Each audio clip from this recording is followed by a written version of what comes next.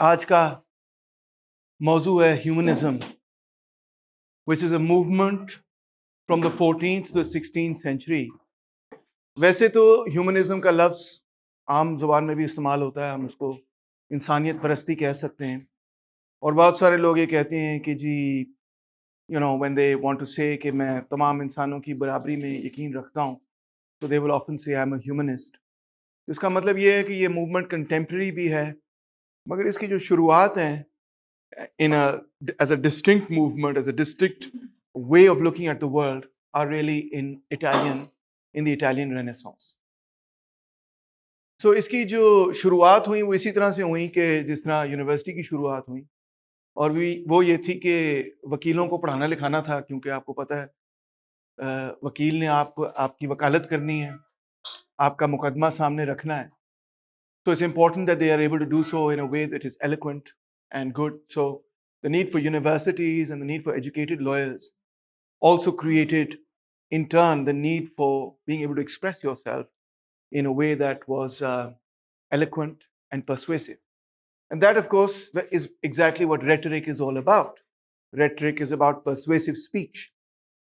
And so when the Italians rediscovered ancient Greek thought and literature and so on, जब उनको ये पुराने text दोबारा से मिलने शुरू हुए, खास तौर पे when Arabic translation started to come in from the Iberian Peninsula, यानी कि स्पेन वगैरह से जब Arabic translations से Latin translation वगैरह हुई, और दूसरी तरफ जब Ottoman conquest of Constantinople की वजह से बहुत सारे Greek speaking language intellectuals जो Christians थे वो इटली में आए, फ्लोरेंस में आए, so they brought with them many of the ancient works of both the Greek period as well as the Roman period, जो classical period के works. और उससे एक किस्म का बुखार चढ़ गया कि यार ये तो बड़े खूबसूरत प्रोज हैं, बड़ी खूबसूरत लैटिन में प्रोज हैं, और ग्रीक ज़बान में प्रोज हैं एंड सो ऑन. और हर कोई जो एरिस्टोक्रेसी से ताल्लुक़ रखता था उस वक़्त, उसकी ये ख्वाहिश थी कि हम भी इस तरह से ख़यालात का इज़हार कर सकें. और जो आर्टिस्ट थे, जो स्कल्पचर्स, पेंटर्स वगैरह थे, they also wanted to emulate the Greco-Roman form of architecture, of art, of sculpture, and so on. So the possession of literary and linguistic skills became a source of pride even amongst aristocratic and royal families.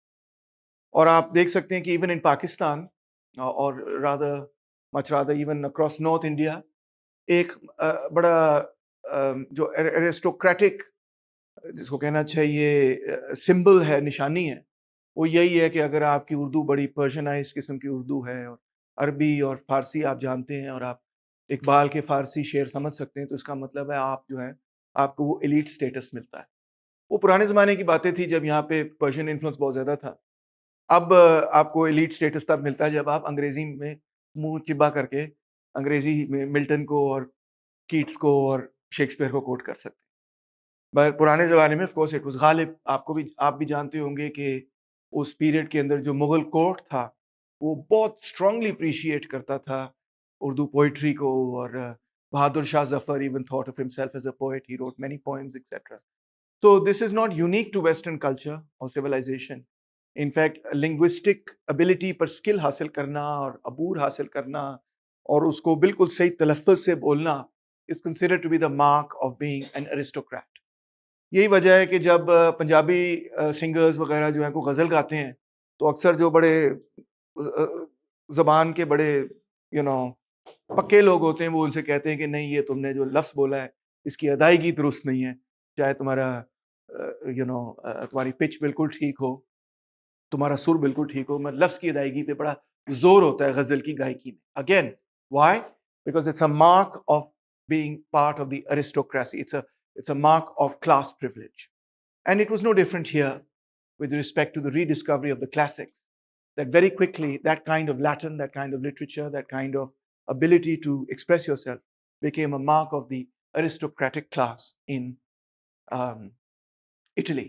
That's why humanism was neither an economic movement, really, as such, nor was it really a political movement. In fact, the correct answer is that it was basically a literary movement.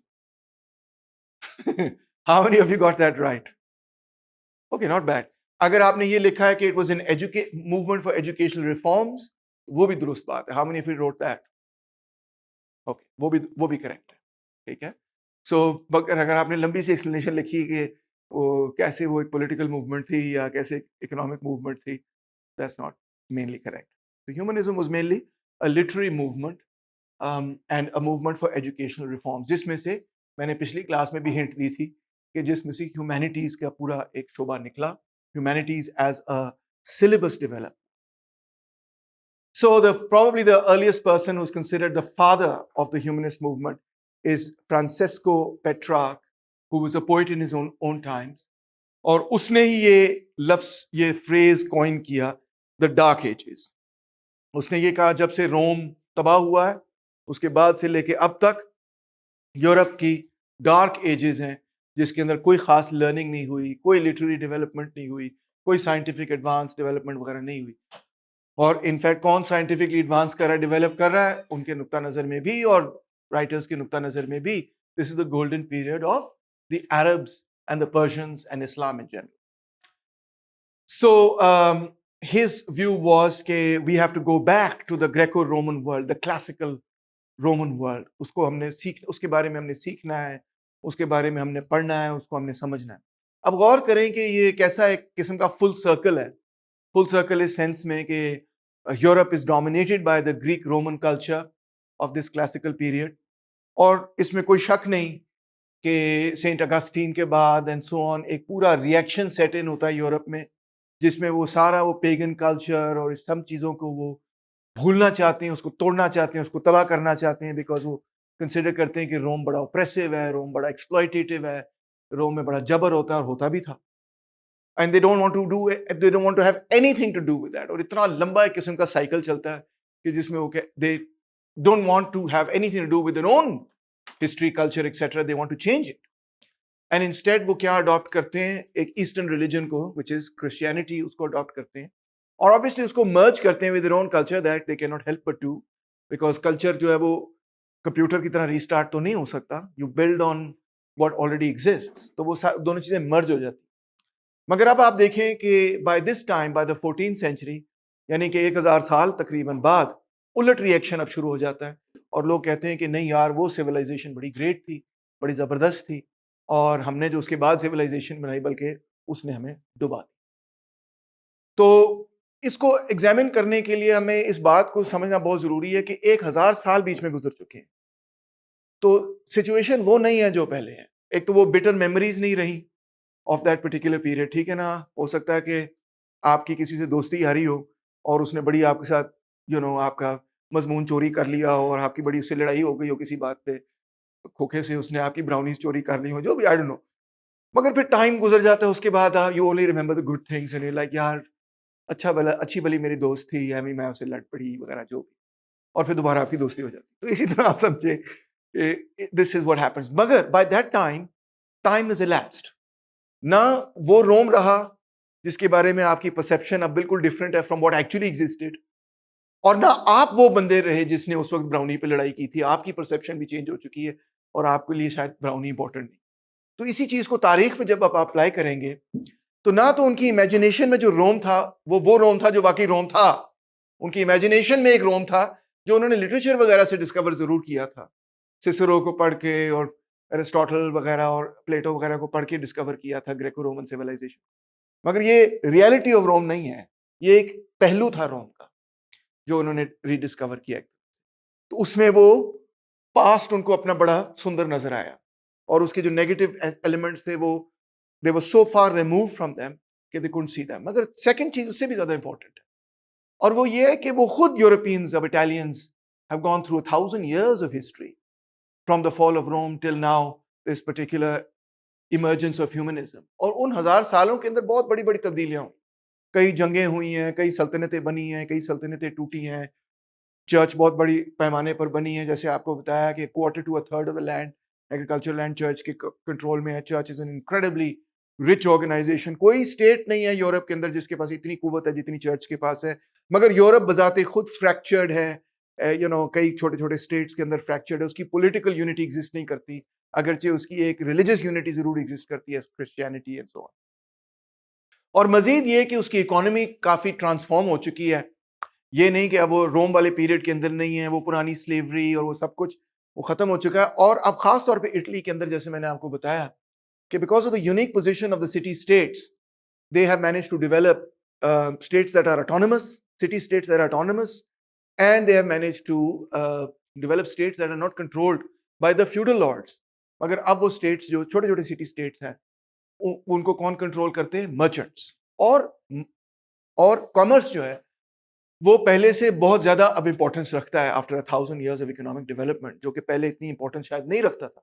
उस जमाने में भी merchants थे, मगर अब merchants जो हैं वो एक ज्यादा डोमिनेंट पोजीशन रखते हैं, ज्यादा ताकतवर हो चुके हैं। इकोनॉमी में भी कई ट्रांसफॉर्मेशन।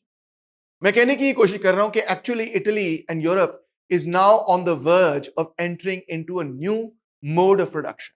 फॉल ऑफ रोम के बाद इस पूरे पीरियड के अंदर, ये जो 900 साल का पीरियड है, इसमें जो यूरोपियन हिस्ट्री का पीरियड गुजरा है, इसको हम कहते हैं फ्यूडलिज्म। यानी कि जो ग्रेको रोमन पीरियड है उसको हम कहते हैं एंशिएंट सोसाइटी, जो कि बेसिकली स्लेवरी पर बुनियाद रखती थी। और फिर जो मिडिल पीरियड आया फॉल ऑफ रोम के बाद से लेकर इस पीरियड तक का जो पीरियड है, इसको हम मेडिवल हिस्ट्री कहते हैं, या इसको हम फ्यूडलिज्म का पीरियड कहते हैं। ठीक है। और अब हम ये देख रहे हैं कि एक्चुअली अंडर द सर्फेस क्या ट्रांसफॉर्मेशन हो रही है, कि फ्यूडलिज्म खत्म होने की तरफ जा रहा है और अब एक नया समाज जो जन्म ले रहा है, जिसको कैपिटलिज्म कहेंगे। और वो जो नई नई कुव्वतें पैदा हो रही हैं जो एक कैपिटलिस्ट सोसाइटी की तरफ जा रही हैं, वो किस चीज को आइडियलाइज कर रही हैं? वो उस पुरानी रोमन सोसाइटी को जो कैपिटलिस्ट नहीं है। वो क्या है? वो तो एक फ्यूडलिज्म से भी पुरानी सोसाइटी थी, मगर फिर भी वो अपनी कैपिटलिस्ट कंसर्न्स को इन अ सर्टेन सेंस उस एंशिएंट सोसाइटी के साथ जोड़ के एक नई चीज बनाने की कोशिश कर।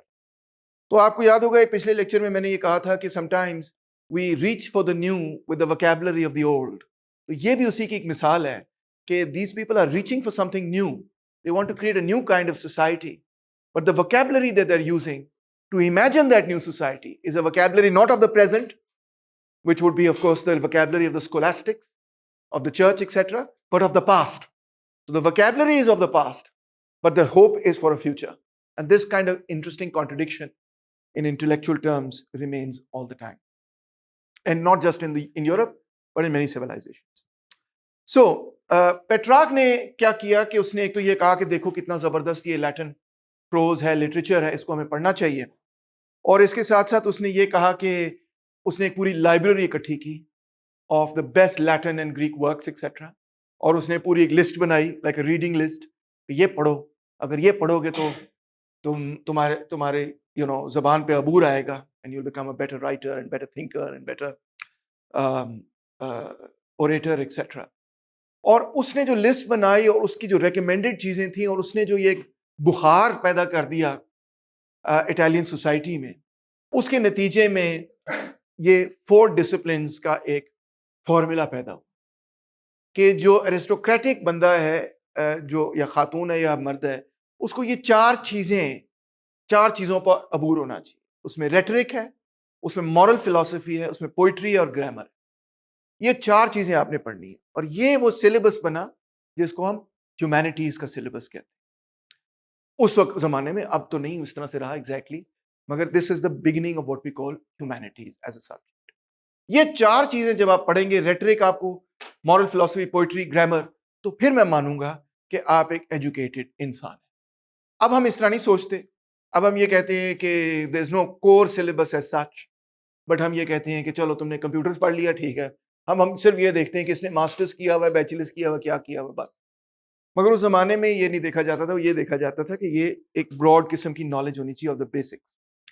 गौर कीजिए कि एक कराची में यूनिवर्सिटी जिसका नाम है हबीब यूनिवर्सिटी, तो जब हबीब यूनिवर्सिटी कायम हुई तो उन्होंने ये कहा कि जी हम तो एक बड़ा कोर इंट्रोड्यूस कर रहे हैं, ह्यूमैनिटीज का कोर जो हर बंदे ने पढ़ना है, और फिर उसके बाद वो और अपनी स्पेशलाइजेशन करेगा। इसी तरह जब हमारे प्रीवियस डीन थे, वाइस चांसलर थे, उन्होंने भी ये कोशिश की कि लम्स के अंदर भी एक कोई कोर होना चाहिए जो कि सारे स्टूडेंट्स पढ़े। इस वक्त तो कोर यही है ना कि आपने पाक स्टडीज और इस्लामियात पढ़ना है, मगर एक ब्रॉडर कोर होना चाहिए, like a great books course या इस तरह की कुछ चीज होनी चाहिए। अगेन वो क्या है अप्रोच? वो ह्यूमैनिटीज की अप्रोच है कि कुछ चंद चीजें हैं जो सबको आनी चाहिए, कुछ कोर चीजें जो सबको आनी चाहिए, ये वो कोर चीजें। सो इस तरह से उन्होंने एजुकेशनल रिफॉर्म्स किए। और आप जानते हैं कि एजुकेशन इस पीरियड के अंदर, this is the 14th century, we are talking about long time ago. तो हाँ, कुछ यूनिवर्सिटीज वगैरह थी, मगर very under developed, not like today. और अक्सर जो एजुकेशन वगैरह थी उसमें बहुत सारा एलिमेंट इनफॉर्मल एजुकेशन का भी था और किस्म की एजुकेशन का भी था, मगर बहरहाल कोशिश ये होती थी कि इन चीज़ों पे फोकस करके बच्चों को पढ़ाया जाए। अब इसमें हमें एक खातून भी नजर आती है, who is kind of like a feminist writer even before feminism, which is Christine of Pizan. And she was a writer between 1363 to 1430. और इनके बारे में दिलचस्प बात यह है कि एट अ टाइम जब राइटर्स जो हैं सिर्फ महज अपनी राइटिंग से कमा नहीं सकते थे, चाहे वो मर्द हों, औरत का तो चक्कर ही कोई नहीं था कि वो सिर्फ अपनी राइटिंग से कमा सके. She was such a brilliant writer that basically she earned her living just by the power of her pen. She was a remarkable writer. So इसकी जो किताबें हैं, The Book of the City of Ladies, The Book of the Body Politic, etc. ये बड़ी अहम किताबें उस period की ह्यूमैनिटीज के या ह्यूमनिज्म के लिटरेचर का कोर बनती हैं. Firstly, she argued कि women can be as virtuous or non-virtuous as men. Non-virtuous का तो चक्कर क्वेश्चन उस जमाने में नहीं था, मगर वर्चुअस का क्वेश्चन तो हुआ करता था. तो she argued in favor of women having the same virtue as men. She also took Plato's argument. If you recall, Plato की argument थी कि वो सर है, which is the thinking element, और वो छाती है, which is the soldiers, और पेट है, which is temperance, etc. ये working class है, ये soldiering class है, और ये intellectual leaders हैं.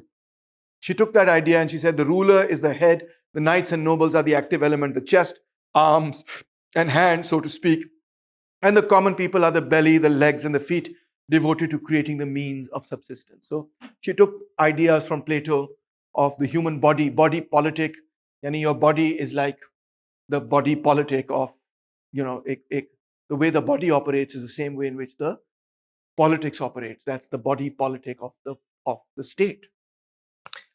There are 4 aspects of her work that the author tells us about. Pehli baat to ye कि there's a human and a softer touch, which perhaps only a woman could have introduced. It reminds the reader that the young prince, who prince के लिए किताब लिखी ना, how to educate a prince, etc., etc. So it reminds the reader that the young prince must be given toys, allowed to play children's games, and be given treats, etc. उस जमाने में किताबें जो है ना आम पब्लिक के लिए नहीं लिखी जाती. उस जमाने में किताब गरीबों के लिए नहीं लिखी जाती थी. वैसे ही किताब को लिखना इतना मुश्किल काम था, ना सिर्फ उसको लिखना बल्कि फिर उसको उसकी किताबत करना. Books were very expensive, very difficult to produce. So they were only owned by the elite, really, in that society, only read by the elite. Now things are changing, of course. In the 20th century, with mass publication things and mass education, things have changed. But उस जमाने में ऐसा कोई चक्कर नहीं था. सिर्फ elite पढ़ते थे, लिखते थे. So she was writing for the aristocracy.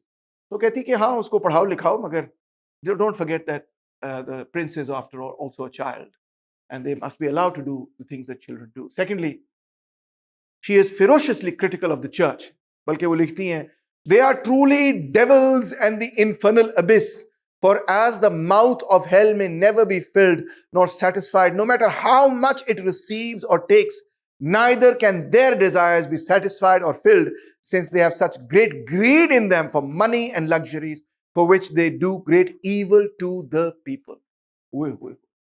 अपने ज़माने के बिशप्स और पोप्स और पादरीज वगैरह को देखें कितने सख्त अल्फाज में उसने जो है उड़ा के रख दिया. आज के ज़माने में ये लिखे तो पाकिस्तान के अंदर तो पता नहीं उस पर फतवे कहीं लग जाएंगे.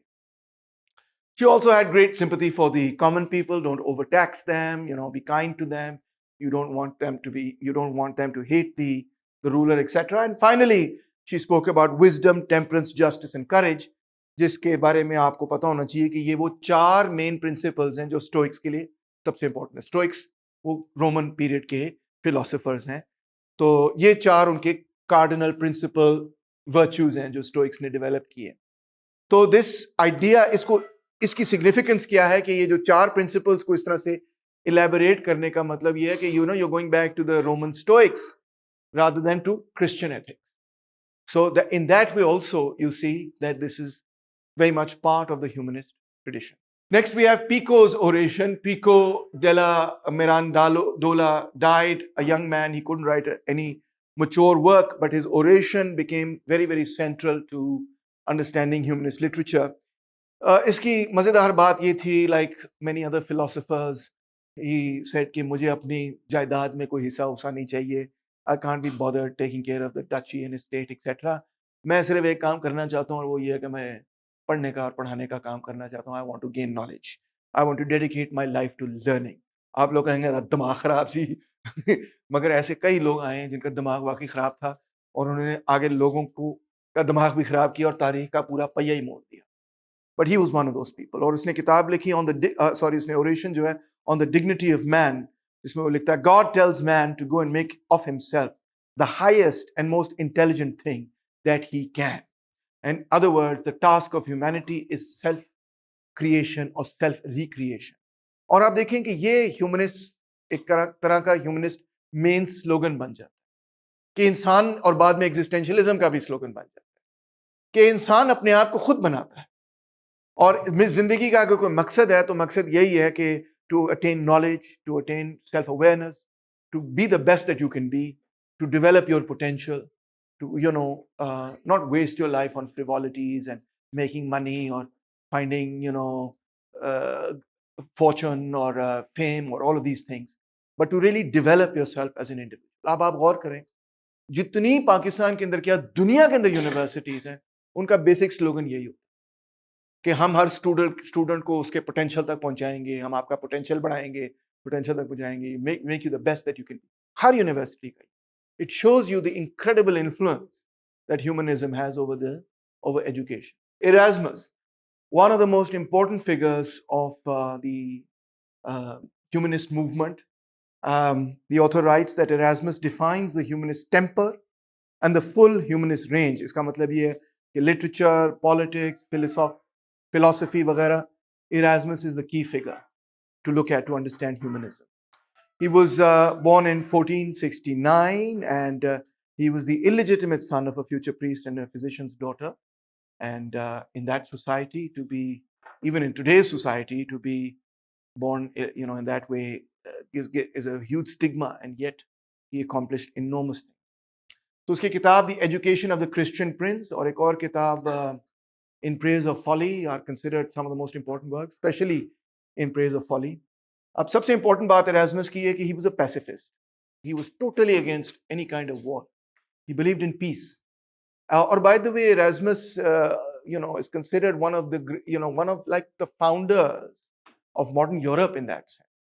मतलब Europeans आज जो हैं, they look to Erasmus as one of the great figures of European history. यही वजह है कि आपने नोटिस किया होगा कि एरास्मस के नाम पे कई यूनिवर्सिटीज, स्कूल्स, स्कॉलरशिप्स वगैरह ये सब कुछ है. कई institutions वगैरह they are named after Erasmus. Peace was the highest good. He had obviously a very strong distaste for war, violence, any form of cruelty, and he argued against, कि मजहब की बुनियाद पे जो जंगें हो रही हैं और होती आई हैं. He said that this is completely, sort of unacceptable. Religion is no basis for us to quarrel over. And Europe, of course, had already gone through by this period the 100 Years' War, etc., which was a conflict that led, leaving many, many people dead. And by 1520s, etc., they'll go through more, which will be the Protestant Reformation and all of that sort of stuff, right? So he had already sort of also seen कि आगे क्या होने जा रहा है, and he's like, this has to stop. Erasmus too takes up Plato's argument of the philosopher king. He thinks that public opinion can be misled. आवाम जो है वो बड़े आराम से उनको प्रीस्ट वगैरह ने बेवकूफ़ बनाया हुआ है और चर्च ने बेवकूफ़ बनाया हुआ है और इसलिए you can not rely on public opinion. ये अपने ज़माने के वो लोग हैं जो कि मेन स्ट्रीम थिंकिंग से बिल्कुल डिफरेंट सोच रख रहे हैं. Main stream thinking is very much in the line of Christianity here और ये बिल्कुल डिफरेंट सोच रख रहे हैं. So they are the outliers here. तो मैसेज इनके साथ नहीं है. They are the tiny minority. But you see that this minority over time and many centuries ends up becoming the majority. So what is needed is a philosopher king, and being a philosopher, he said, is the same as being a Christian, a good Christian, only the terminology is different. But philosopher is someone, जैसे Socrates, Plato और Aristotle ने define किया है, who can see past the illusion into the reality. And that's what he wants us to do, see past the illusion into the reality. Those are the kinds of people who can best lead society. He also argues that consent of the subjects legitimates the ruler, preempting the Republican argument, preempting the Democratic argument. And you see more and more people are now coming to this point of view कि authority is not given from the divine, but actually it emerges from below by people who give it from below. अभी argument इतनी extreme तो नहीं कहना चाहिए, मगर इतनी अभी खुली नहीं कि वो कह रहे हैं कि हर बंदा ही वोट रखने का हक रखता है, मगर बहरहाल प्रिंसिपल एस्टैब्लिश हो गया, consent is given from below. और टायरेंट्स वो लोग होते हैं who rule without consent and they rule in their own interest rather than in the interest of the common good. और मुझे ये फ्रेज बड़ा अच्छा लगा, मैंने कॉपी किया. Tyrants allow their friends to break the law but enforce it cruelly against their enemies. कि जब एक हुकूमत आती है तो अपने मुखालफिन के साथ वो लिहाज करती है कि जो जिसकी हद साहब कोई नहीं, और हर दफा में ये बताती है कि रूल ऑफ लॉ, कानून कानून है जी, देखें कानून कानून है, इसलिए हम फलां फलां को नहीं बख्श सकते, उसको तुन के रखेंगे हम.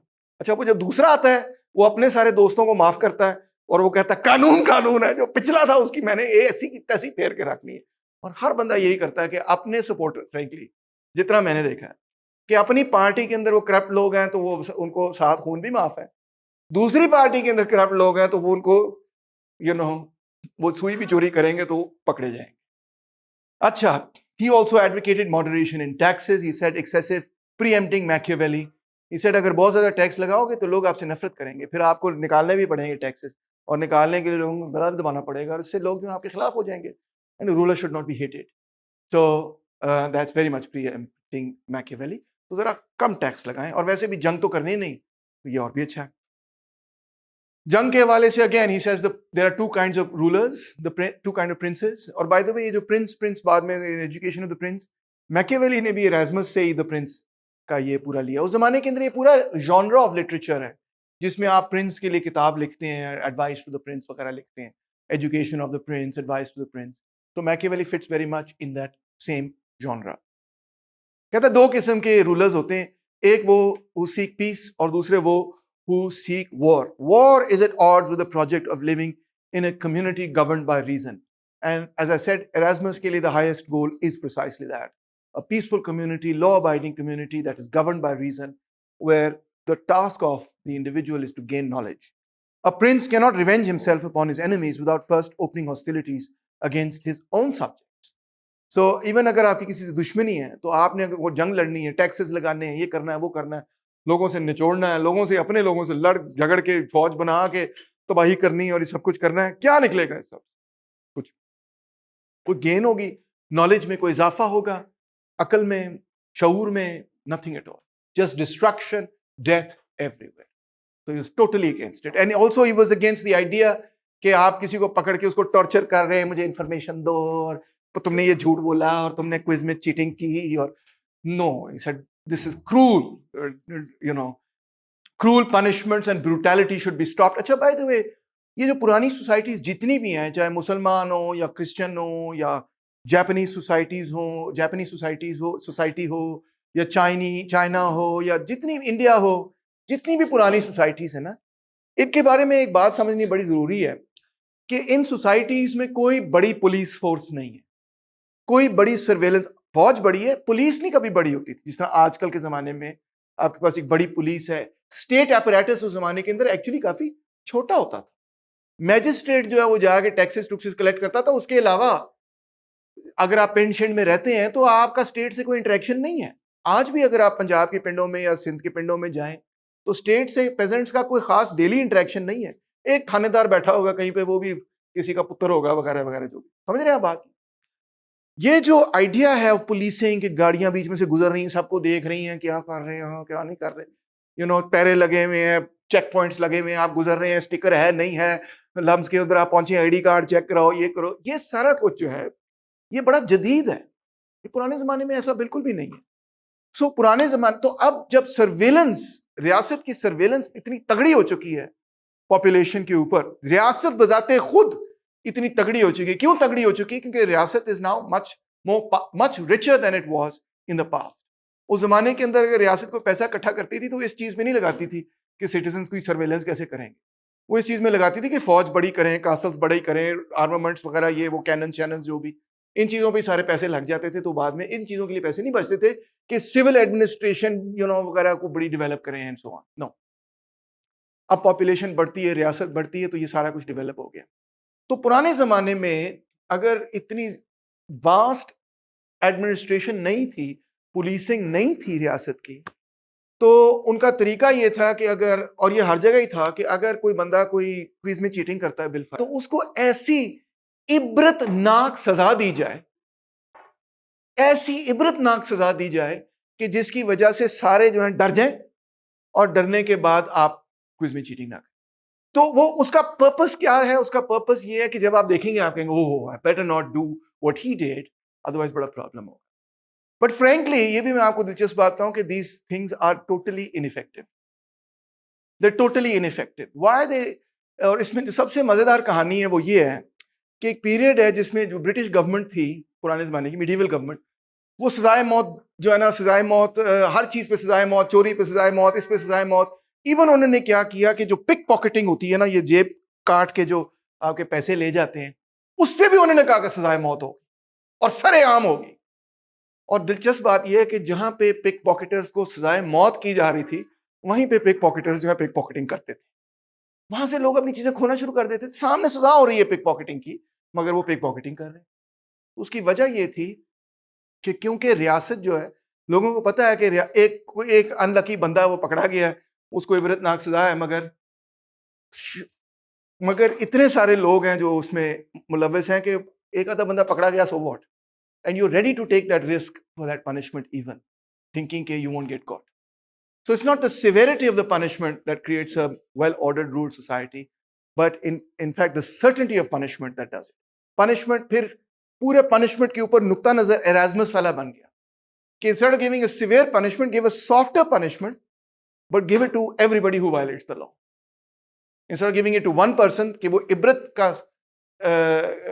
बन जाए, निशाने इबरत बन जाए, सबको पनिश करें, थोड़ा पनिश करें मगर सबको पनिश करें, जो भी वो करता है, सबको पकड़ें जो वो क्राइम करता है। That became the new sort of thinking across the world, across the. So clergy के बारे में भी वो कहता है कि clergy should be preaching peace, मगर ये सबसे ज्यादा जंग करवाते रहते हैं हर वक्त। और पाकिस्तान में भी I think this is very true, sad to say. अभी एक मैंने रिपोर्ट सुनी जो कानों को हाथ लगा लिया मैंने, बीबीसी पे छपी है कि करक में खवातीन जो हैं वो कोई डॉक्टर के पास जा रही है अपनी बहन के साथ, तो कोई गवर्नमेंट ऑफिस जा रही को काम कराने वगैरह, तो कोई जो है ना पीछे छरे की बंदूक से उनको, छरे की बंदूक से छरा मार रहा है। तो वो उनको जहाँ पे भी लगता है, ऑब्वियसली एक छरे की बंदूक का छरा जो है वो काफी हर्ट करता है, और यू नो क्या कहना चाहिए, इंजर कर देता है बंदे को। तो वो क्यों कर रहे हैं कि खवातीन जो है वो घर से बाहर ना निकलें, उनको ये डर हो कि मुझे कुछ छरा ना मार, छरे से फायर ना कर। तो this is kind of what we are living through right now. और साथ ही रिपोर्ट लगी हुई थी कि 10 more people who are terrorists have been killed by ISPR announces कि 10 और हमने बंदे मार दिए हैं, so on। तो हमें तो यही नजर आ रहा है कि जो मजहब की बुनियाद पे तो हर तरफ जंग ही नजर आती है। कोई एक तरफ कहता है कि वो शिया हैं तो उनको मार दो, कोई दूसरी तरफ कहता है कि वो ये नहीं मेरी बात मानते, वो नहीं मेरी बात मानते, उनसे ये इख्तलाफ है। 99.999999999% इत्तेफाक होता है, 0.0000001% पे कोई इख्तलाफ होता है, उसमें भी नहीं टॉलरेंस होती, कहते हैं इस पे भी मार। So that is the reality sadly today. तो एरास्मस भाई ने उस जमाने में कहा था कि इनको तो कहना चाहिए बल्कि कि अमन पैदा करो, मगर ये जिस किस्म का शोला बयान रेटरिक पैदा करते हैं, उससे मजीद जड़ा वाला जैसे इंसिडेंट्स और मुख्तलिफ किस्म के इंसिडेंट्स होते रहते। तो एरास्मस ने उनको भी जरा तनकीद का निशाना बनाया कि Erasmus also preached against national hatred, कि वो फ्रेंच हैं, वो तो यूं यूं यूं करके बात करते हैं और लिहाजा वो बड़े ख़राब हैं और ये है वो है फलाने और ढमकाने, या वो इंग्लिश हैं वो कपटी वगैरह करते रहते हैं, जो भी है। This is these kinds of conflicts have to come to an end. That also was a really great foresight, because आपको पता है World War I, World War II basically nationalism की वजह से ही हुई। तो और those were the most horrific wars that humanity has ever seen. So finally, the society is truly civilized when it basically creates an environment of learning, when it fosters an environment of learning and education. That is what really civilization really means. Not just the cities, not just the music, not just this or that, not just the fine clothes or mannerisms or poetry or whatever, but all of it. not just that individual, but all of it. Learning, education, developing your mind. That is what a civilization is really all about. So I like that. I think that's a wonderful goal for society. You can see a very strong echo of Plato here as well, because he also thought that that was ought to be the goal of society. And that's why you can see that Erasmus is considered a great hero, not just of the humanists, but of all those people who believe that a society can only progress through learning and education. So, Erasmus की दूसरी किताब है जो पहली वाली से भी ज्यादा असर रखती है. इसका नाम है इन प्रेज ऑफ फॉली. इसके अंदर एक औरत होती है जिसका नाम है फॉली. फॉली आप समझते हैं ना, बेवकूफी, इंसैनिटी, सॉर्ट ऑफ व्हाटएवर. ठीक है. तो फॉली कहती है कि यार मुझे तो कोई मेरी कोई तारीफ ही नहीं करता. अब बड़े अजीबो गरीब लोग हैं आप, मेरी तारीफ क्यों नहीं करते? इंसानियत मेरी तारीफ क्यों नहीं करती? बाय द वे उसने ये किताब एक हफ्ते में लिखी थी while he was visiting his friend Thomas More. So she will make a speech in praise of herself. Folly कहती है मैं आपको बताती हूं कि मैं क्यों आपकी जिंदगी में जरूरी हूं. This she does with the aid of her allies: intoxication, deep sleep, ignorance and stupidity. ठीक है, मजेदार किस्म की किताब. This enables Erasmus to mock contemporary social, religious and political life, but also create a bit of distance because it is saying that it's only folly talking. वो तो बेवकूफ है जो बात कर रही है. It isn't to be taken too seriously. So ये एक स्टाइल ऑफ राइटिंग जिसमें कोर्ट जेस्टर, पता है कोर्ट जेस्टर जिस बादशाहों ने अक्सर एक बंदा रखा होता था इस मकसद के लिए कि वो लोगों को हंसाता रहे, एंटरटेन करता रहे. उस जमाने में सोशल मीडिया तो था नहीं, तो किसी एक बंदे को इसलिए रखते थे कि वो हंसाता रहे. तो वो जो हंसाने वाला बंदा होता था ना, वो तो सब जानते थे कि तो ऐਵੇਂ ही बस बेवकूफ किस्म का आदमी है. कभी वो जगलिंग कर रहा होता था, कभी उल्टा खड़ा हो जाए, कभी सीधा खड़ा हो जाए, कभी अपने मुंह पे पाए मार लेगा, जो भी. Is an idiot, right? He likes to act like an idiot. Is just there to make you laugh. तो जो कोर्ट जेस्टर है वो अक्सर बादशाह को वो बात भी कह जाता था जो कोई कोर्टियर नहीं कह सकता, कि बादशाह सलामत. मजाक मजाक में उनको ऐसी बात कहा जाता था कि बादशाह सलामत आप तो बड़े डम हैं. क्यों डम है वह? इस वजह से, जिस वजह से. तो इस तरह से court jester can always say things to the king that the king will not hear from anybody else. So folly can say things to society that society will not hear from anybody else, because it's only folly talking. But when folly is talking, she says something that is not necessarily so insane or ridiculous at all. In fact, she's actually talking a lot of sense to society, but pretending like it doesn't really matter, and pretending like it's all just intoxication, stupidity, deep sleep, and ignorance talking. So this gave rise to a whole genre of a way of writing in which you say things, but in a way that they're self-deprecating at the same time. So finally, of course, as I told you, he was brutal against the church. He played a key intellectual role in the rise of the Protestant movement and also the Reform movement within the Catholic faith. And you can see that he's a precursor to the entire 16th century Reformation. He develops the ideas. अब आप देख रहे हैं कि पिछले period में जो हम ऑथर्स को कवर कर रहे हैं 13th century, 14th century onwards, उन सब में criticism of the church बढ़ती चली जा रही. Incredible figure, Sir Thomas More, जिनकी किताब थी यूटोपिया. और जब उन्होंने ये किताब लिखी यूटोपिया, तो उसके बाद ये बात ही मशहूर हो गई कि फलां फलां सोच जो है वो तो यूटोपियन है, या ये जो आइडिया है ये यूटोपिया है.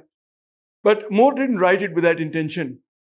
He wrote it with the other intention, which is कि utopia will be an actual world. उसने पूरा एक नक्शा खींचा कि कैसी दुनिया होनी चाहिए जिसके अंदर किस तरह से लोग रहेंगे और किस तरह से लोग नहीं रहेंगे. As you can read, he was again 15th century figure. 1474 he was born in, and murdered by Henry VIII in 1535. Why was he murdered? He was convicted, as you can see, of treason. He refused to swear the oath acknowledging the king's supremacy as head of the Church of England.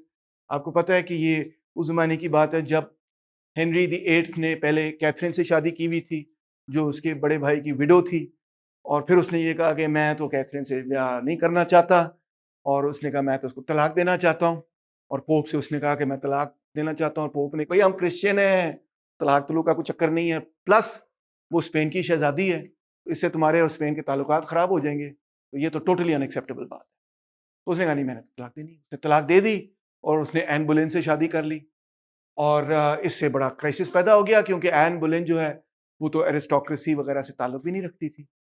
She was considered an upstart, a social climber, all those things. Although she came from a merchant family which was rich, but she didn't have those titles, etc. जो उस जमाने में aristocracy के पास होते थे। तो इस वजह से पोप ने फिर इसको फारिग कर दिया। इसे कहा यू आर एक्सकम्युनिकेटेड। उसने कहा अच्छा आई एम एक्सकम्युनिकेटेड, खैर है, मैं अपनी चर्च बना लेता हूँ। उसने अपनी चर्च बना ली, called the church of England. तो वो बादशाह भी बन गया और चर्च ऑफ इंग्लैंड का वो हेड भी बन गया।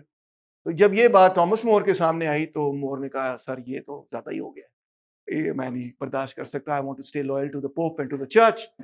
तो इसलिए he was accused of treason and so on so forth. And बादशाह ने जब उसको एग्जीक्यूट किया तो बादशाह को ये मालूम था कि इसको तकरीर करने का मौका नहीं मिलना चाहिए।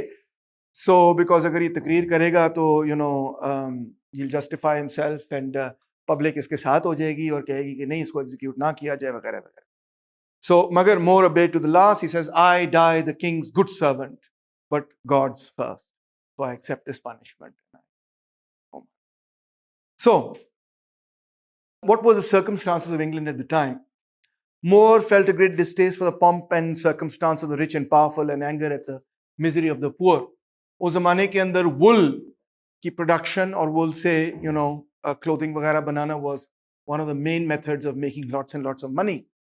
और इसके नतीजे में जो इनक्लोजर्स मूवमेंट और ये सब कुछ चल रहा था, जिसमें कि लोगों को लैंड से निकाल दिया जाता था इस मकसद के लिए कि वहाँ पे शीप जो है वो आ सकें और ग्रेज कर सकें, तो उनको एग्रीकल्चर लैंड से एक्सपेल कर दिया जाता था, शीप की ग्रेजिंग ग्राउंड बना दिया जाता था।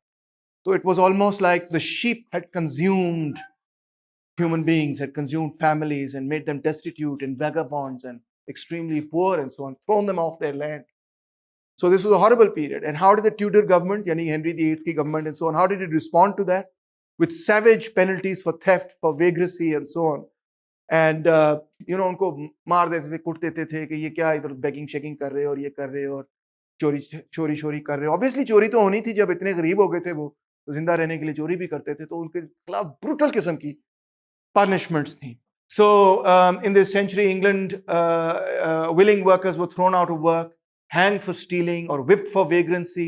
Meanwhile, hordes of useless servants were maintained for display by rich men and thrown out of employment themselves when their master died or fell on hard times. As for the rich, it was bad for their characters to be underemployed and subject to no discipline. So society, that old feudal society in a certain sense was tottering and seeing its last. And that's where More wrote this great work. And लिखता है, वो कहता है कि society ऐसे है कि जैसे गरीब के लिए दो चॉइसेस हैं। एक चॉइस ये है क्विक डेथ बाय स्ट्रैंगुलेशन, क्योंकि आपने चोरी की या वैगाबॉन्ड थे या जो भी थे तो आपको फौरी मौत मिल जाए, या a slow death by starvation.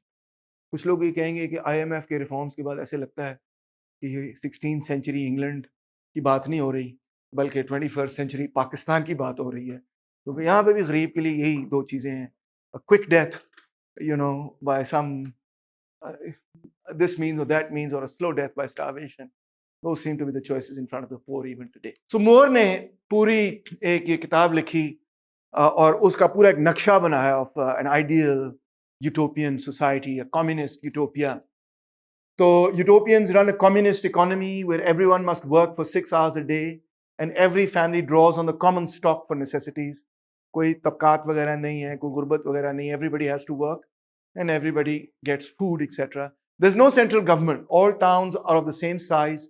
Groups of households choose leaders and these form a council that choose a mayor for the township. So नीचे से लेके ऊपर तक people are sort of elected. Household जो अपना head elect करेगा, कई household जो अपना elect करेंगे and so on. इस तरह करके एक council बनेगा, एक parliament बनेगी. There are few laws and no lawyers, because More thought कि lawyers तो ऐसे ही बस लोगों को swindle करते हैं. There are many intellectuals, talk about me now, but they study the liberal arts and think about deep matters rather than how to rob their neighbors. Which he felt कि उस जमाने के intellectuals जो हैं इसी चीज़ पर focus रखते हैं कि दूसरे को बेवकूफ़ कैसे बना के उसके में दो पैसे जो उसके पास हैं अपने पास कैसे. More also denounced capital punishment for theft as evil and an absurdity. Much like his friend Erasmus, he thought कि ये जो cruel और harsh punishments हैं, capital punishment for the poor, वो कह रहे ये सब गलत है, क्योंकि पहले उनको आप गरीब कर देते हैं, जब गरीब कर देते हैं उसकी जिंदगी बिल्कुल बर्बाद हो जाती है, तबाह हो जाती है, फैमिलीज उनकी टूट जाती हैं, जिंदगी उनकी बर्बाद हो जाती है, फिर आप उनको कहते हैं "वेल, तुमने चोरी की है, ये लो मार, तुम ड्रग्स करते हो, ये लो मार, तुम भीख मांगते हो, ये लो कोड़े मारो इसको, तुम ये करते हो, वो करते हो." यानी first you subject them to those horrific conditions जिसके अंदर उनकी मोरालिटी बिल्कुल तबाह बर्बाद हो जाती है, and then you blame them for not having morality, and in fact you punish them for that. So it's a double brutalization of the people. He thought that excessive harshness brutalized not just the person जिसके साथ वो जुल्म ज़्यादती हो रही, but it brutalized all of society. Because society was becoming brutalized like that. आजकल भी हम ये अक्सर सुनते हैं कि सफाक किस्म की सजा दी जाए. हाँ, हर जगह ये स्लोगन हमें सुनाई देता है कि the solution to society's lawlessness, we believe in Pakistan, is कि सफाक पर सख्त से सख्त सजा दी जाए. हाँ, जो बंदा टीवी पे आता है कहता अगर मैं होता तो मैं तो उसकी चमड़ी उधेड़ देता, मैं उसको ये कर देता, मैं उसको कोड़े मारता, मैं उसके हाथ काट देता, मैं उसको सरेआम से फांसी दे देता, मैं उसको बोटी बोटी कर देता, मैं उसको टुकड़ों में काट देता, मैं उसको केमिकल्स में जाके डुबा देता, मैं उसको केमिकली कैस्ट्रेट कर देता, मैं ये कर देता. More thought this is not the solution. Okay, this doesn't work actually. You have to give people a decent living. That is when crime comes. Utopians, जो उसके citizens थे, are attached to a form of theism that seems to anticipate Unitarianism. यानी कि the belief that there's only a Trinity के opposite belief that there's only one entity that controls the entire universe. And in this mythical world, they call their god Mithras, etc. That was not considered a real name. Atheist के बारे में वो ये कहते थे कि ठीक है इनको जीने देंगे हम, मगर इन पे एतमाद नहीं करेंगे क्योंकि atheist can not be trusted because they don't believe in God, and somebody who doesn't believe in God cannot be trusted to tell the truth. This is a very common view at the time in Moore's time. West में कम से कम this view is no longer held, but a lot of people still hold this view in many other parts of the world. So this was Moore's idea of a communist utopia and the kind of society he wanted. Next up, we have the Frenchman Montaigne, born in 1533. I think if you read Montaigne today, you will rather like him because he suits the intellectual temperament of today, perhaps. In the sense that he's born at a time jab Protestant Reformation और वो सारी जंग हो रही है. And he's a skeptic, a complete skeptic. Everything sucks, everything is terrible, he's very cynical about everything, especially about politics. Politics is more to be feared for its dangers than enjoyed for its opportunity. Rulers, while essential, monarchy is best form of rule, but जो अकलमंद है ना, they stay away from politics. And military glory and trying to build good public morals, blah, blah, blah, all of that, the stuff. The important thing in life is what, according to Montaigne, is friendship, a quiet mind, and the study of those things that philosophy and religion can teach us. A contemplative person, a person who wants to withdraw into himself and just say, I don't care about all this fuss that you're making. I want to be in this journey of inner exploration. So he wrote in a style that has developed the idea of the modern autobiography. You can say, in a certain sense, he is the first person to write a proper modern autobiography. What is an autobiography? It's a journey of self-exploration. मैं इस तरह से सोचता था, मैं इस तरह से देखता था. और autobiography में, because you show your own development as you go through time, etc., there's no fear of self-contradiction. There's no problem with self-contradiction. In fact, self-contradiction is at the heart of any good autobiography. I used to think this way, and this is how I was transformed by my experiences. I'm still thinking this way, but I'm also thinking that way. I still haven't made up my mind about either of these views. That's all part of autobiographical writing today. Montaigne also introduces the distinction between the public sphere and the private sphere. मैंने कई lectures में पिछली classes में आपको बताया कि जितने भी तकरीबन पास्ट के अंदर लोग हैं वो इस पॉइंट ऑफ व्यू को एक्सेप्ट नहीं करते कि there is a private realm जिसमें रियासत इंटरवीन नहीं कर सकती.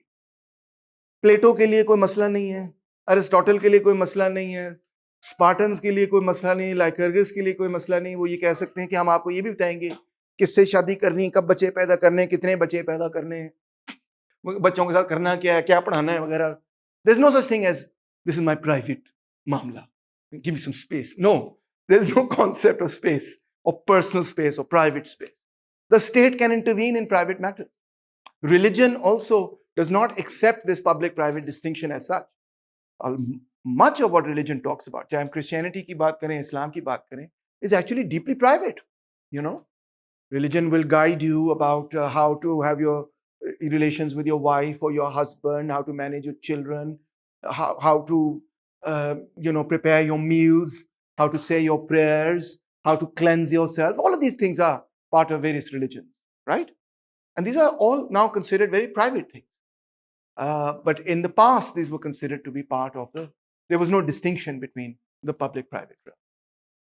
So Montaigne, in that sense, introduces this idea when he says the private pleasures of intimate friendships and relationships, domestic happiness, the quiet contentment of living our own lives in our own way, and these kind of pleasures, these are private pleasures that I can enjoy, are counterposed in Montaigne to public life, which is about politics and about making money and your public role. So ये distinction वो introduce करता है और इसी distinction से आहिस्ता आहिस्ता ये idea emerge करता है कि वो चीजें जो आपकी private realm में है उसमें सिर्फ आप और सिर्फ आप ही फैसला कर सकते हैं कि क्या होना चाहिए क्या नहीं. And as you see over time, even religion moves into what we call the private realm. तो आज अगर आप किसी को कहें कि okay, what's your faith? Huh? What do you believe in? तो आप ये जवाब दे सकती हैं, listen, it's private. This is my private matter. आपको क्या है? ये पुराने जमाने में कोई जवाब दे तो उसको चंडे पड़ जाए. क्या बात कर रहे प्राइवेट? ये कोई प्राइवेट मसला है? खुदा का मसला है, ये कोई प्राइवेट हो सकता है? तो you know what I'm trying to say? That would be considered an insane statement to make. Today it's not an insane statement. In the West even अगर आप किसी दोस्त से दोस्ती करते हैं और आप कहते हैं अच्छा by the way did you vote for Biden or did you vote for Trump, या आप उसे पूछते हैं कि कौन सी पार्टी के लिए आपने वोट किया है, तो उस पर भी वो थोड़ा सा डिस्टेस्ट करेंगे कि ये तुम कैसा सवाल पूछ रहे हो, ये मेरा प्राइवेट मसला है, मैं किस पार्टी के लिए वोट करता हूँ नहीं करता. Faith has become private, even sometimes political convictions, even though that's such a public thing, but your individual conviction becomes a realm that is private. Of course, your family becomes private, all of these things. So that distinction really between the public and the private becomes so central to liberal thought, because liberal thought is premised on the idea कि रियासत जो है वो public matters पे legislate कर सकती, मगर रियासत प्राइवेट मैटर्स पे लेजिस्लेट नहीं कर सकती. और कॉन्शियंस जिसको हम कहते हैं, फ्रीडम ऑफ कॉन्शियंस जो है वो एक प्राइवेट मैटर, जिसका मतलब है रियासत आपको डिक्टेट नहीं कर सकती कि आपने नमाज यूं पढ़नी है या आपने नमाज यूं पढ़नी है या आपने नमाज यूं पढ़नी है या इबादत कैसे करनी, कौन सी इबादत करनी है.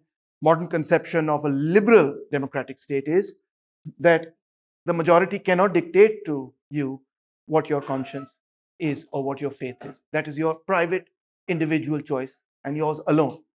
Even the idea that parents should not dictate to their children what their faith should be, because that again becomes the private domain of the individual. So where does that emerge from and develop? It emerges and develops from Montaigne. Okay, that's it.